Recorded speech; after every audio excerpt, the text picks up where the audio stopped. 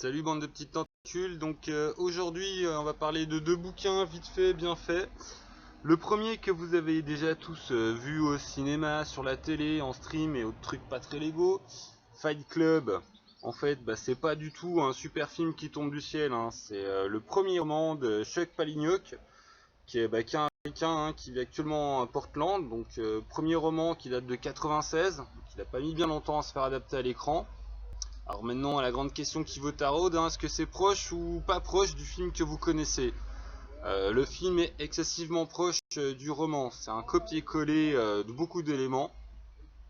Et histoire que vous donne un petit peu envie de le lire, hein, 1, 2, 3, histoire de vous donner envie de le lire, la fin du film n'est pas vraiment la fin du livre, et voilà, vous aurez quand même une petite surprise à lire le bouquin. Autre point majeur, le film essaye de vous faire deux trois petits trucs du genre pas filmé forcément comme n'importe quel autre film, hein. Je pense aux images subliminales, à l'aspect aussi filmé depuis d'un point de vue subjectif, filmé depuis la folie du personnage principal.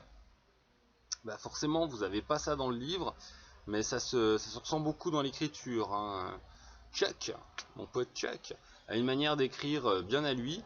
Et bon, je vais pas me taper des extraits, parce qu'en plus, il faudrait des extraits choisis pour que ça le passe bien. Mais allez, ici, voilà. C'est ça, ce que Tyler veut que je fasse. Ce sont les paroles de Tyler qui sortent par ma bouche. Je suis la bouche de Tyler, je suis les mains de Tyler. Tous les participants du projet Chaos sont partie prenante de Tyler Durden, et vice versa. Voilà. Bon, c'est un peu tout dans ce bout-là, hein. On a un autre passage de la page. J'ai ton permis de conduire. Je sais qui tu es. Je sais où tu habites. Enfin, c'est écrit extrêmement en style direct aussi, hein. Donc voilà, c'est du très bon. Moi, je vous invite à le lire, à voir la vraie version de Fight Club, que à la base c'est un roman qui est très très agréable à lire. Moi, ça m'a fait un peu penser par exemple à Substance Mort de Kadik en termes d'écriture, mais en plus direct, plus moderne. Un petit côté Descendre, s'il y en a qui voient ce que je veux dire. Deuxième bouquin à vous vendre, un bouquin pas du tout adapté au cinéma. La vie sexuelle des super-héros par Marco. Putain, faut que je regarde avant de vous marave. Marco Mancasola. Voilà. Ce livre est un chef-d'œuvre, une merveille, un petit bijou. On est, on est effectivement sur des super-héros classiques connus, hein. Le roman commence par la découverte du cadavre de Robin dans un parc public. Robin. Robin, normalement, faites pas chier.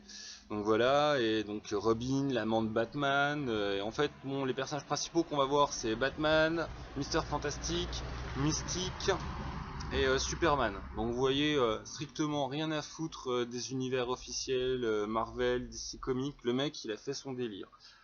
Et ça se passe, il y a un personnage principal qui est un inspecteur qui va enquêter sur la mort de Robin. Et puis après, il n'y a pas que Robin qui va mourir, hein. Il y a une espèce de serial killer des super-héros classiques de l'âge d'or. Et la nouvelle génération qui n'arrive pas à s'imposer. Donc ça traite effectivement, hein, de la question du super-héroïsme dans n'importe quel comics. Ça va en fait beaucoup beaucoup plus loin, hein. Il y a effectivement un niveau de lecture sur comment tuer nos pères. Et c'est pas au sens propre les psychopathes, hein. Allez pas faire des trucs que vous dire qu'après c'est moi qui dis que non. Voilà. Donc, comment tuer notre père symbolique. Et puis avancer. Voilà. Donc l'écriture est truculente. Les scènes de cul sont pétées de rire, hein. Batman fait fist fucker.